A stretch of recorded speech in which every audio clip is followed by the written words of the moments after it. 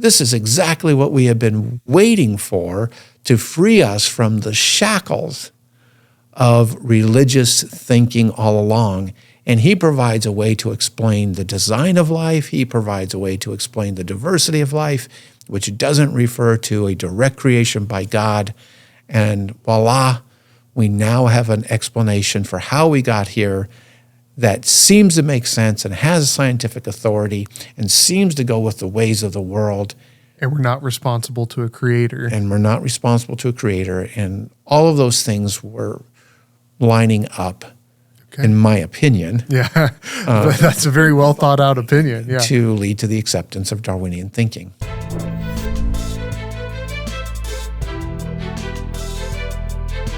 Hello, everyone. Welcome to the Creation Podcast, the show where we discuss the science that confirms Scripture. I have with me today ICR's president, Dr. Randy Guliuzza. Thank you so much for being here, Dr. Thank G. Thank you very much. We always love having you on the show. Thank you for stepping away from all your work to come sit down and have a conversation with me. Yep. I'm really looking forward to it. Well, I know that today we're going to talk about everybody's favorite topic. That's kind of a joke. It's actually a pretty dark topic, but it's important. It's something that we need to discuss, and that is eugenics. So for my limited knowledge of the grand scheme of science, I know that eugenics was kind of a big deal in the last century or so. I know that it was a big deal in the West. I know that I've heard things about it in like World War II and around those times also. Can you explain to me what eugenics is? Well, first, you're really blessed in a way to actually know something about it at this day and age. When I was your age and through high school and college, nobody ever talked about eugenics. It wasn't in American history classes. It wasn't in my high school classes, and nobody even discussed it. It was like a topic that had been completely buried or almost expunged from U.S. history. And just recently, with a lot of the honesty about slavery in the United States and our shameful past in relationship to that people have brought up our shameful past in relationship to eugenics, so that you actually know what the topic is, when I hadn't even heard about it really until just about a decade ago, when I was on staff with ICR and started actually studying what it was and how it came about. And as you mentioned, it took off in Western civilization, particularly led, surprisingly, not by Germany, but by Great Britain and the United States. In fact, it was really the United States which was the leading proponent of eugenics at the time. And so people are probably wondering, well, what in the world is eugenics? Well, it was a major movement that started in Great Britain out of evolutionary thinking by a cousin of Charles Darwin's, whose name was Francis Galton.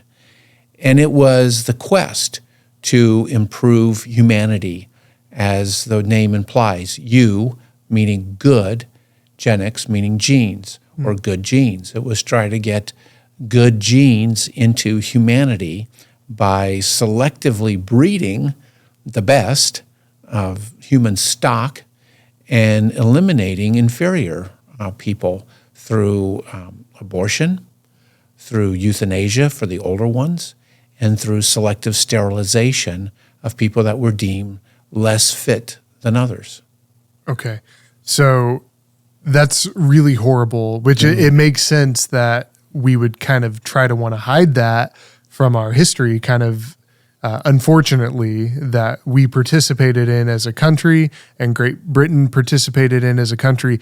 But I gather that it didn't just come out of nowhere. It's not like all of a sudden we're like, well, this is exactly how it's going to be. So where did this idea come from? Where did the roots of the eugenics movement begin? You're right. It didn't just pop up overnight. It was born in many ways from Darwinian thinking, of Darwin's view of the world. And Darwin ushered in a worldview, and that worldview was called selectionism. And if you read actually the last 2 pages in Darwin's most influential work, which was On the Origin of Species, he lays out his worldview. In fact, he says that there's a grandeur to this view in life.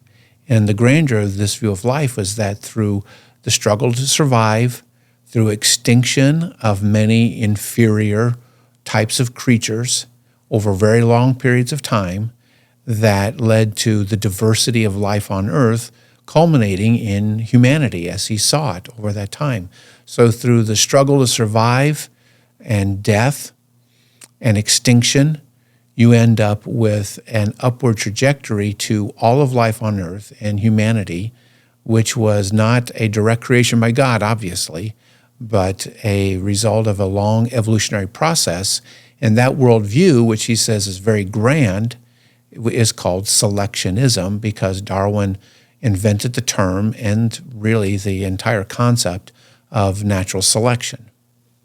And so that's a very death-driven process, yes. Correct? Oh, correct. Yeah. It's totally death-driven process. Nobody can separate death from natural selection, because Darwin integrated the whole idea of the struggle to survive from a British philosopher named Malthus, who believed that in any generation there would be more people born than resources available for them, and therefore they had to struggle for those resources, and the weak ones would die out and would be eliminated, leaving only the best. And Darwin incorporated this idea into his concept of natural selection, and that's why it was so powerful in influencing the way people thought of the arrival of humanity, and therefore then the betterment of humanity over that time. So it was a worldview which was born by Darwinism, and basically took hold in the social realm, and actually fueled the social realm. Though to be accurate, social Darwinism, even though it wouldn't have been called Darwinism, but that social type of thinking of competition and elimination of the weak pre-existed Darwin's concept of natural selection.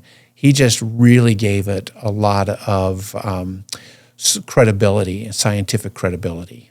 All right. Well, without digging too deep into eugenics itself, I think it would benefit us and the viewers and listeners to just kind of talk about the kinds of things that may have occurred during that time. And so for anyone who doesn't want to hear about this, just be warned, we're talking about eugenics. This is not going to be a happy subject, but I think that it is important to talk about these things. So you said that it is the quest to improve humanity. And so, at least from my perspective, from being a creationist, I know that humanity is not getting better, at least biologically. Generation to generation, we have more mutations. There's sickness and death, and sure, we have a lot of medicine, and technology gets better. But how are they trying to improve, I guess, the genome, the survivability, the fittest of humanity? How did they try to do that? What were they doing? Well, they're trying to, in the really big picture, control the evolution of humanity. It was like human intervention in the evolution of humanity. In fact, the Second International Conference on Eugenics basically defined eugenics as the self-directed control of human evolution. Okay. So they're trying to do that. Doing it instead of nature? Instead of nature doing it, of course, yeah. Instead of nature doing it, we're going to try to replicate what nature is doing. And there's multiple facets to it. One, there was the view that modern medicine was a threat to human evolution, that because medicine could now intervene at earlier stages, it could save people, and was saving people that normally would have died. And it was saving them to the point where they would actually develop and go on to their reproductive years and then reproduce. It also was viewed in society as developing a tolerance for people who normally shouldn't reproduce. In this particular case, it would have been people who would have been considered to be mentally unfit, that at other times would have been eliminated in some way and would not have been able to reproduce, but this care, welfare, humanity, and other interventions was allowing them to not only live, but kind of like nurturing them along to where they could actually reproduce. And the fear was that they would then reproduce mentally unfit themselves. Okay. Another aspect of it is what would be called positive eugenics, where it's almost like what you would do with cattle. You take your best cows, you take your best bulls from your herd, you breed them together, and you're selecting for positive traits in which you would try to breed into it, which in a way is also kind of, even though it's called positive, it has this kind of seedy side to it where you're like trying to pick who's the best and encouraging them to breed. And in certain societies, they didn't even take people who loved each other. They were just trying to select for the best genes. So it isn't fully positive. And then, of course, there's the negative eugenics, which was the part that really raised the biggest outcry, and that was forced sterilizations, government-mandated sterilizations of people who were deemed unfit. And this happened in the U.S.? Oh, yes. Okay.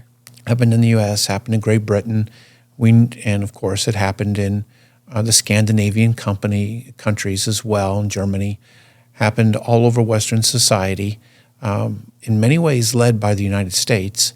Abortion, even before there was Roe v. Wade, there was abortion in this country, and then euthanasia, of which all of these haven't really left society by any means, and in fact are even increasing today. Mm-hmm. So I have something written down here in my notes, and it said that you mentioned like medicine was kind of ruining the process of natural selection. I have here that it's like civilization in its entirety is ruined the process of natural selection, and eugenics must replace it. To me, that seems like society and civilization is what makes us human in the first place. Like that doesn't ruin anything. That is us. I mean, right? Does that not? Right. That's what makes us civilized. That's what makes us different than animals. Right. Is the fact that all of us were created in the image of God, and we have this sense, almost this innate sense of the value of other human beings. Of course, your conscience can be overridden. Mm-hmm. It can be poisoned to where you no longer see that. But I think you're referring to a quote, and I'll just read it because it is so valuable. It's from a man named Carl Pearson.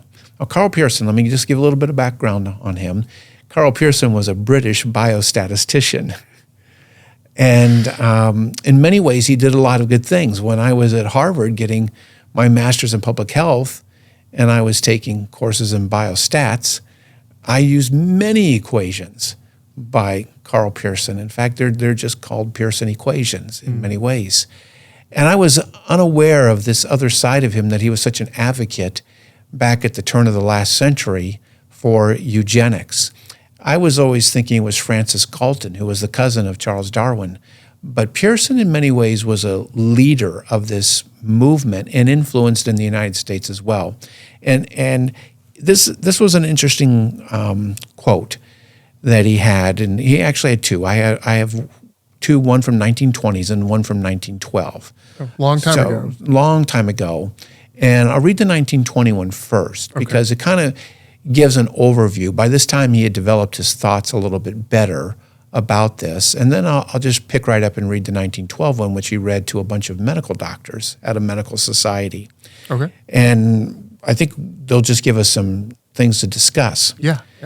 Where Pearson said, quote, "In my mind, and in a growing number of other minds, civilization will end unless civilization can find a method of doing for itself what natural selection," and if you print this quote for the people on the screen, they'll see it's a capital N and capital S, "did for man during his ascent, ensuring that he shall breed only from his best. The study of how that is possible forms the subject matter of what we now term the science of eugenics. We have to replace the ruthless action of natural selection by reasoned conduct of civilized man. That's gross. It makes you feel uncomfortable. Yeah, it's like an oxymoron. It's one of these perversions that you almost sense there's this evil influence in it, because it's taking what normally would be seen as good and turning it completely on its head. The reasoned conduct of civilized man has to be replaced with this ruthless action of natural selection, which brought us there. And earlier he had said to a medical society meeting in 1912, and it's really quite a long quote, but we have a shortened version of it. He says, "Nevertheless, medical science has to face the fact that the upward progress of man in the past has been largely controlled by stringent Darwinian selection." Just pause right there. What he's talking about is death, is that people had died in his view of how man got here. And that's how we got better. That's how we got better. In fact, that's the only way you get better, is by one stepping on the corpse of the other and advancing that away.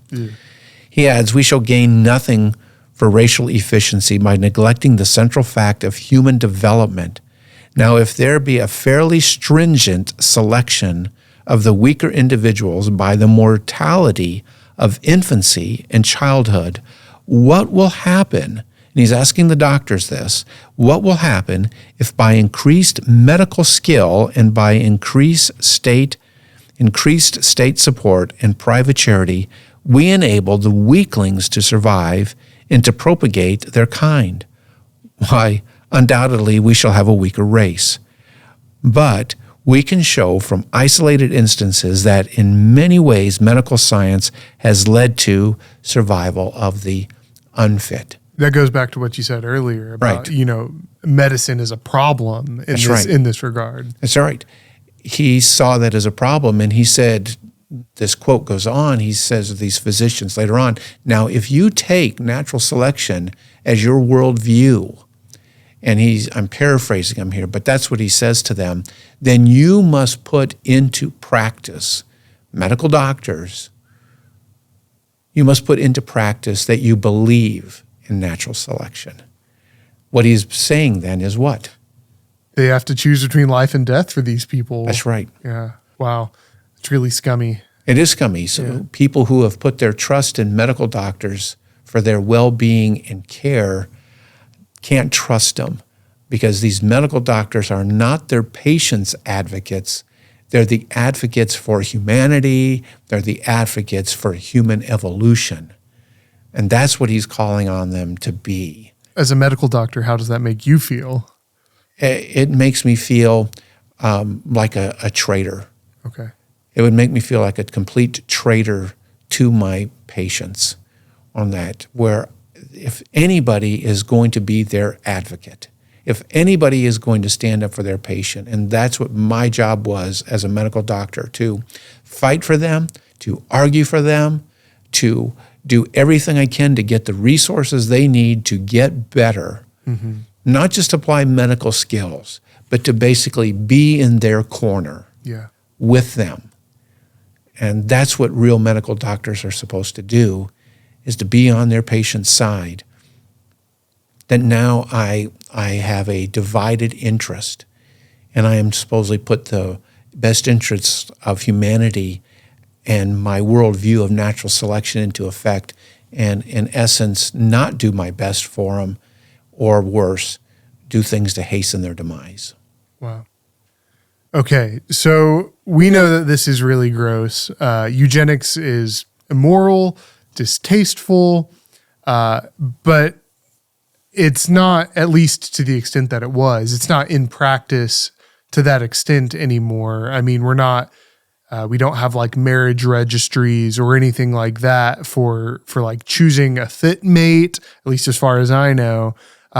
But so it's fallen out of practice to an extent. You would agree? Oh, yes, but we can't really gloss over how extensive it was in this country. Right.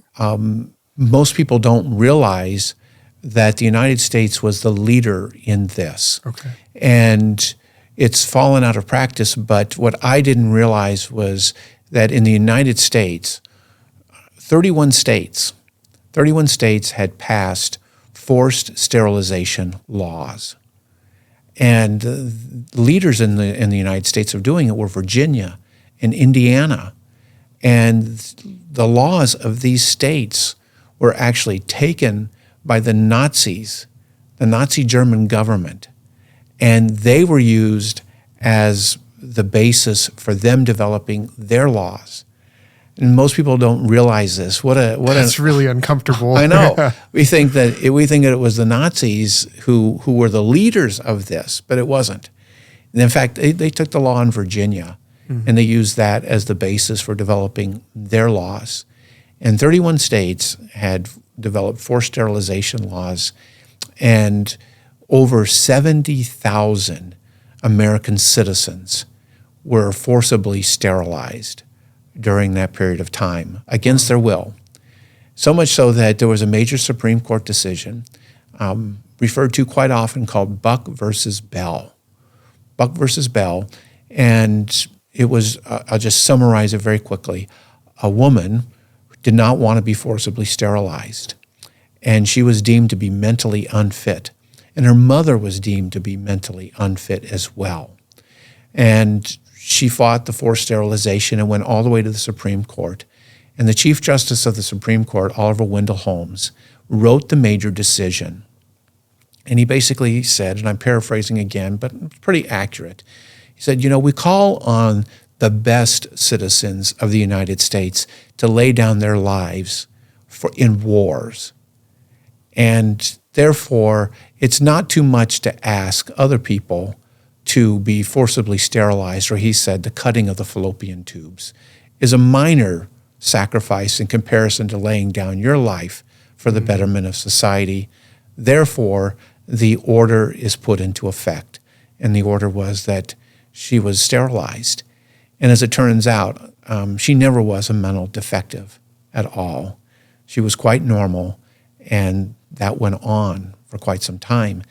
And as you mentioned, the forced sterilizations began to fall out of favor, but they didn't really go away until 1973, when... Which is not that long ago. Yes, I know. That's what's quite shocking, is it went all the way up until the 1970s.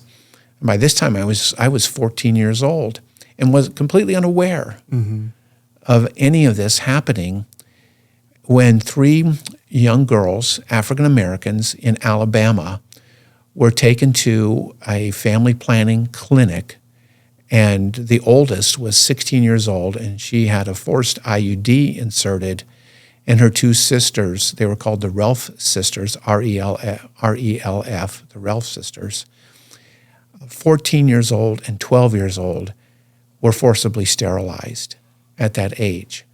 And they were, as far as we know, the last forced sterilizations in the United States. But we can't forget, this all goes back to this mentality of survival of the fittest. Right. That it was natural selection which brought us to the place we are as humans, and we are undoing the effects of selection. Right.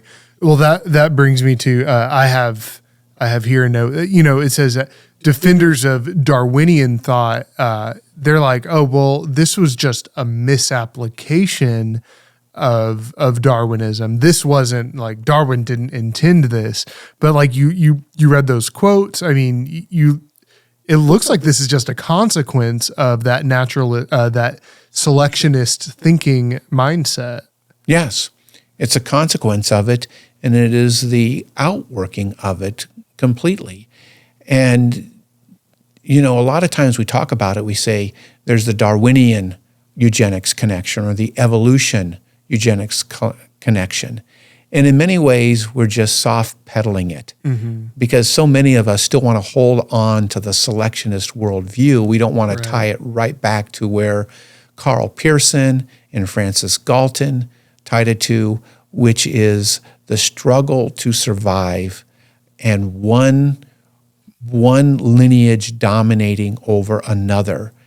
And as you mentioned, it's a consequence, but selectionism also gave it a sense that it was normal scientifically and natural.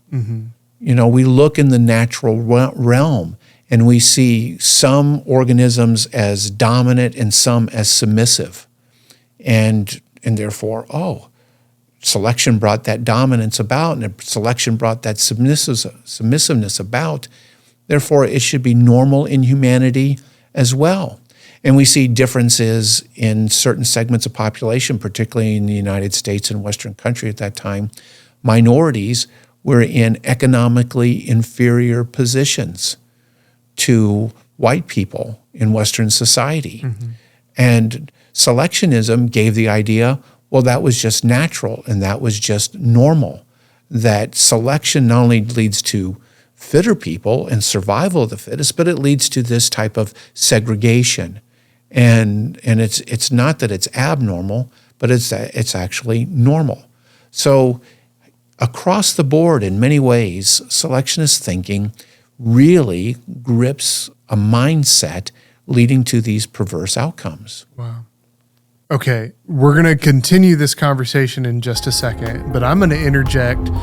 This is related, but this is our random science question of the day. Okay, are you ready? Yeah, okay. Okay, all right. Here it is. Why, in your opinion, do you think Darwinian thought had such a stranglehold? Why did it grip society the way that it did and still does? What about it made it so appealing? What about it made it so made everybody go, okay, yeah, this is it. This is how we're going to run the world from now on. Like, what about it made it so appealing to everyone? Well, that's a great question. In many ways, it's almost like the perfect storm. Okay. You've heard of that movie. Yeah, it's like everything lines George Clooney, up. Right? Yeah, George Clooney was in it, and he evidently wasn't the fittest in the movie. But the perfect storm is where so many things line up to lead to a disaster. In the military, we call it the Swiss cheese effect, where you have to get all of the holes to line up just the right way, all these different conditions, and then disaster strikes. Eliminate any one of those, and you kind of prevent the disaster from happening.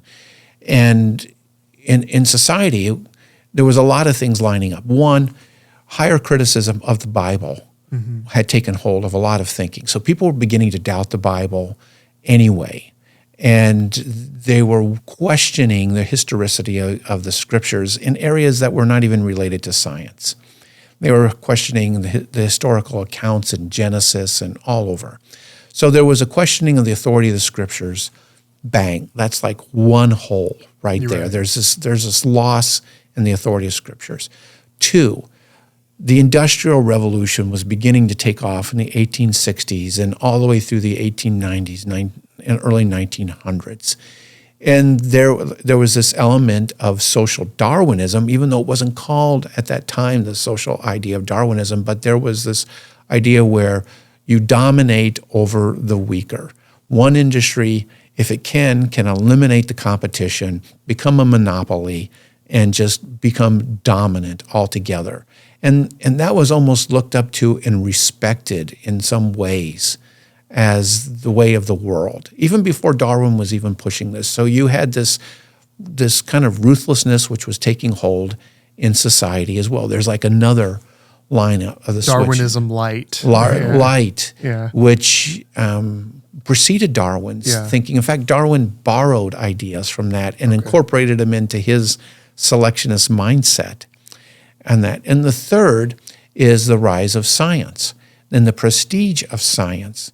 And science can give things credibility, a credibility of knowledge which began to rival the credibility which religious figures used to have when they would speak, and people took that as the truth. Now science would speak. In other words, it's like believe the science, obey the science. Have you heard that recently? Where follow the science. Follow the science. Science gives things a lot of credibility. Bing, there's another hole. So the view of the Bible, the Industrial Revolution, the rise of the authority of science, and And then Darwin's thinking got the stamp of science and scientific credibility. So people were just like, whoa, this is exactly what we have been waiting for to free us from the shackles of religious thinking all along. And he provides a way to explain the design of life. He provides a way to explain the diversity of life, which doesn't refer to a direct creation by God. And voila, we now have an explanation for how we got here that seems to make sense and has scientific authority and seems to go with the ways of the world. And we're not responsible to a creator. And we're not responsible to a creator. And all of those things were lining up, in my opinion. Yeah, that's a very well thought out opinion. Yeah. To lead to the acceptance of Darwinian thinking.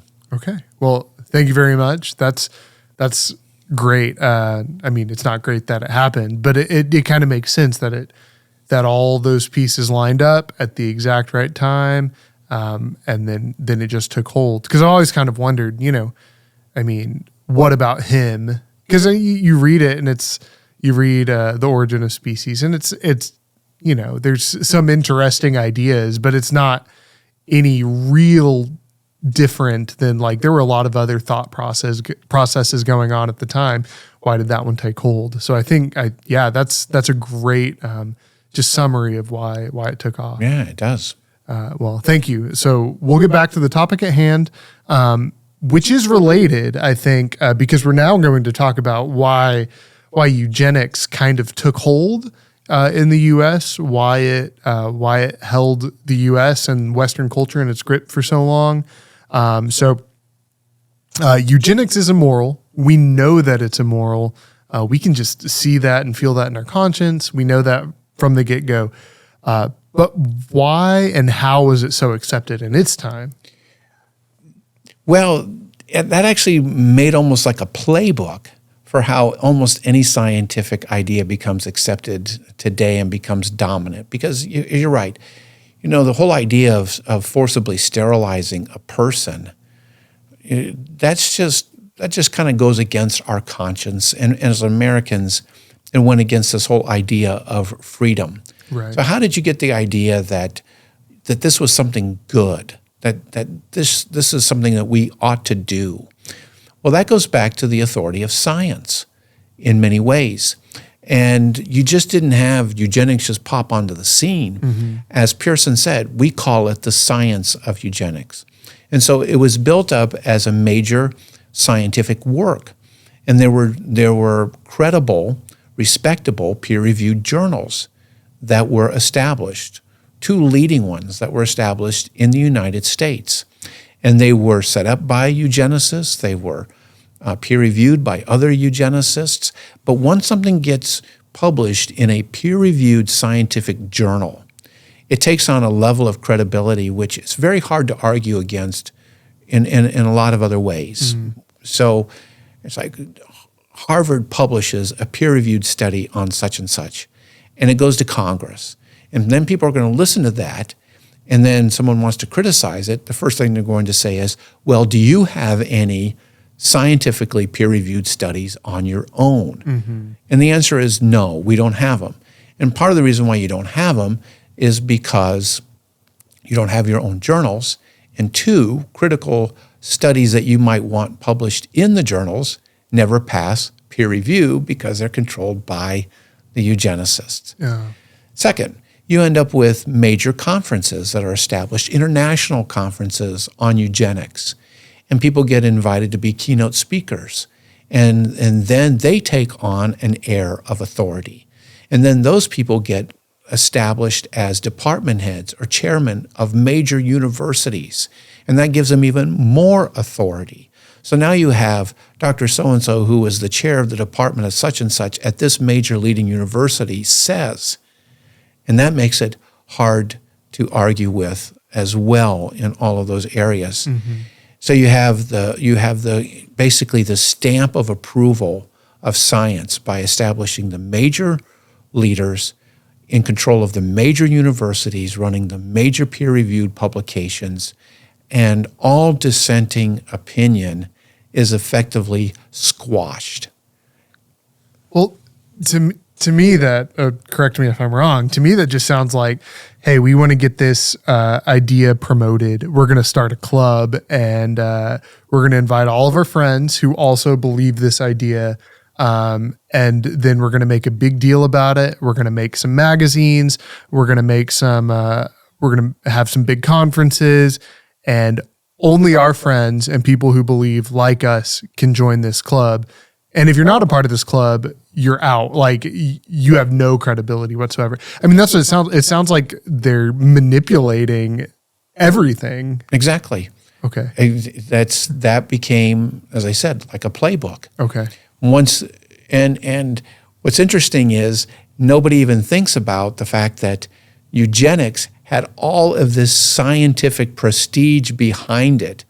It fell out of favor primarily because it had a lot of racial overtones to it, and it was gone. But if you go back in time, it had as much the scientific stamp of approval behind it as evolutionary thinking does today, who control the major journals, who control the major research institutes, who influence Congress, who help influence laws in states and other things. It's the universities. Same. And universities. Yeah. And the climate change debate is run the same way. And I'm not even taking a stance on global warming one way or the other. I'm just saying the debate is controlled in the exact same way. And it goes back to, even at the time, if you go back then, smoking. 9 out of 10 doctors. 9 out of 10 doctors, this is that, it does this, even though a lot of people knew it was smoking. And then there was a major industry which mined asbestos, and people were beginning to wonder, is there a connection between asbestos exposure and lung disease? And all the major researchers came out on the side of the asbestos mining companies. Because that's where the money was? That's where the money was, and you had the peer-reviewed studies, you had everything else, which squashed for a long time dissenting views that there may be a linkage between asbestos exposure and lung disease. So I could point to multiple places where the science was totally wrong, and where people are telling us today to trust the science or follow the science are completely ignorant of, in many ways, the abysmal track record of consensus science in trying to persuade people's thinking. And there's another area. There was a failure on the part of the church. People in the church knew forced sterilization was wrong, and there was a major silence in the part of the Protestant church, particularly, where pastors and other leaders basically caved in to the scientists and either endorsed what they were saying from their pulpits or were completely silent about it. So a major segment of the moral voice in society was completely blunted. It was absent. In fact, from the religious side, the moral voice came against eugenics from the Roman Catholic Church, which became the major voice pushing back against it. Well, good. That's good. Well, it's good that someone was speaking out against it. It's not good that the Protestants did not. To me, that sounds very similar to the situation that we're facing today with churches and evolution of like, we don't want to talk about it, or like, it's an iffy issue. We'll just be quiet because we don't want to offend anybody. Right. And the scientists tell us, and who wants to look scientifically ignorant?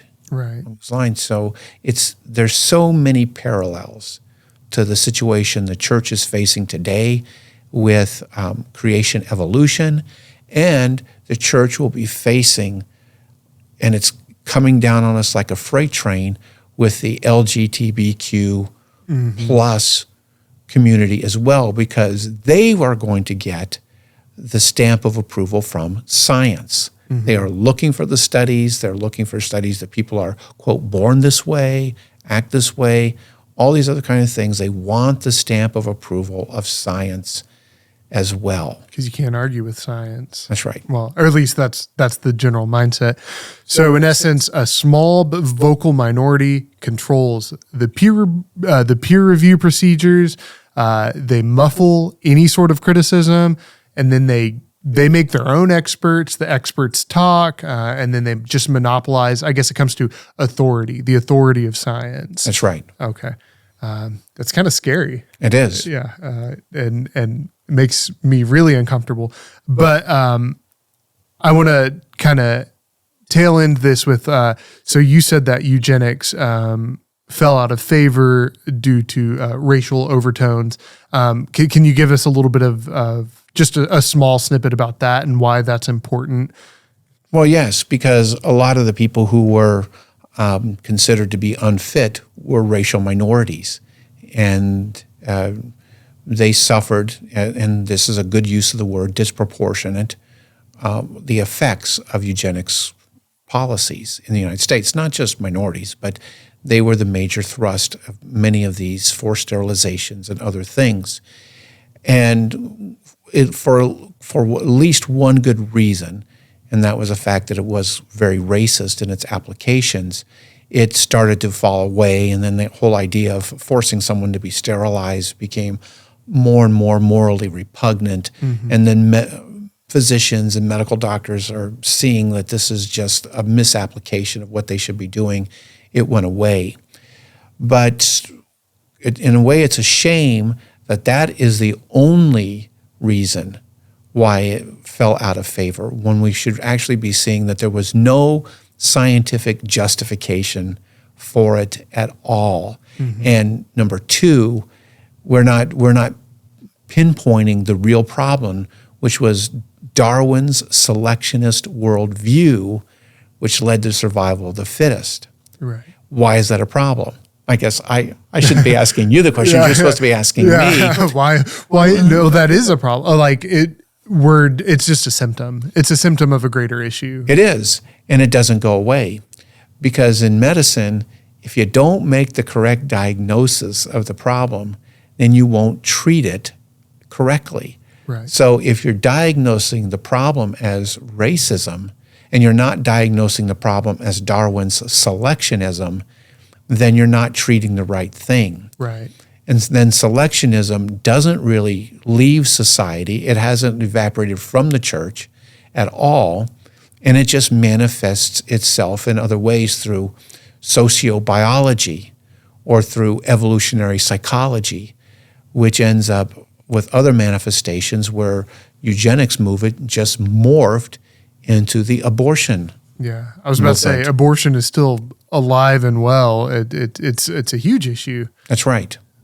And even though we've gotten rid of some of the horrible aspects of the eugenics movement, I mean, abortion is horrible. It is, and it's still here. It's still here with us today. Exactly. And it's still practiced in many ways like eugenics. And this is another thing which people really need to consider. This is another thing that they need to think about. You end up with like coerced abortions. Mm-hmm. People want to say, well, these are voluntary abortions. Well, they're not necessarily always voluntary. Now, let me explain what I mean by coerced. So a couple goes in and they want genetic testing on their preborn child. And let's say the genetic testing comes back and it indicates there's going to be some kind of problem, a deformity, or whatever it is. You as a couple have to rely on unbiased counsel from somebody. But if you had unbiased counsel, then you could make an informed decision, what's called informed consent. But let's say you came into me and I was a biased physician, and I give you biased counsel because I have bigoted ideas against let's say someone with Down syndrome, and I don't value what they bring to society. All I see is the cost to society of a person with Down syndrome on that, because I have this kind of warped view of humanity, warped view of the value of people, and all of this. And I give you biased counsel, and I give you skewed counsel about all the costs and to society, and the cost to you as a couple, cost to you as a family. You can twist it any way you want. I can twist it any way I want. You're the expert in that situation. Exactly, and how this person will suffer, And therefore, in many ways, it would be better off if they were never born. Right. I actually, bit of a personal touch for those of you listening and viewing, you may get a little more story about Trey than you want. That was the story of my mom was, they recommended her to abort me in the early 90s. They said that I had lots of issues and I was a little premature. I don't have any major issues that I know of. No. But she was like, absolutely not. This child's made in the image of God, and if he's got issues, he's got issues. But, but even in the 90s, they were right. They recommended that. So. That's right. Exactly. And that is the creep of selectionist thinking, which ends up devaluing all the way to eugenics, human beings. Mm. We're human beings. We're made in the image of God. Mm-hmm. We're not animals. They're treating us like animals, almost. And it just makes me, I think about some of the language that's used in the eugenics movement, and it's just very uncomfortable. But I'm glad that we talked about it. Thank you for talking about it with me. Do you have any closing thoughts before we draw this to a close? Well, sure. Yeah. One, just as a follow-up for couples, you need to find good counselors. Mm-hmm. You'll get good doctors, and there's value of prenatal testing, and there's value of prenatal care and all those things, but you need to find doctors you can trust. Two, you need to rely on the Bible. Yes. And what the Bible tells you about that child that the Lord allowed you to conceive, and go forward on that. If you don't rely on the Bible, you will not have real informed consent. Yeah. And you rely on this biased information. And then three, even as creationists, we need to watch the creep of selectionist thinking even into our mindset.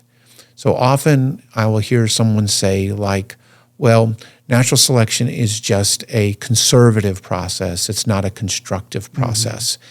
Mm-hmm. And I say, well, explain what you mean by that. Well, they'll say, well, natural selection is basically a God-ordained process to help people live in a fallen world where nature eliminates the weak and eliminates those defective genes from the population. And therefore, it really preserves and conserves the population, the genetic health of the population as a whole for the benefit of everybody else. Right. And we've even said those kinds of things in the past. And that just shows how easily your thinking can be swayed by selectionist thinking. Yeah. Where we end up, in essence, say, God ordained a process to weed out the unfit for the benefit of the others. And we don't even realize what we're saying, but we're saying God is a eugenicist. Yeah, my God is not a eugenicist, That's right. Right. So, wow. So we need to be careful and go back to the Bible in our thinking and be suspicious when the world tries to bring to our mind and put into our mind their worldly thinking. Well, thank you so much. We'll link in this video. You have 3 episodes of our other podcast, Creation.live, where you sit in with some other ICR scientists and you talk about some of the issues with Darwinian selection and why that's a big deal. So we'll link to those so that others can watch and listen to those. I feel like that's a very good full understanding of why that's a problem. So, but thank you so much for being here, Dr. G. Yeah. And thank you to all of our listeners and viewers. We really appreciate you tuning in for this and listening to this. Please make sure to like, subscribe, and share. We know that this can be a little bit of an uncomfortable topic, but it's important to talk about. And just as a reminder, this is not just a misapplication of Darwinian selectionism.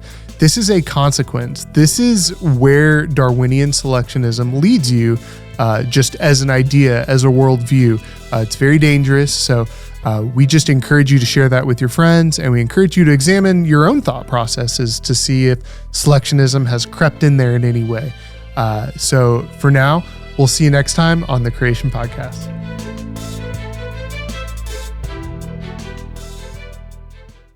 We want to say a huge thank you to our members and patrons. If you'd like to see your name here and unlock perks like early access to our podcasts, members-only polls and live streams, behind-the-scenes footage, or exclusive video content, links are in the description below.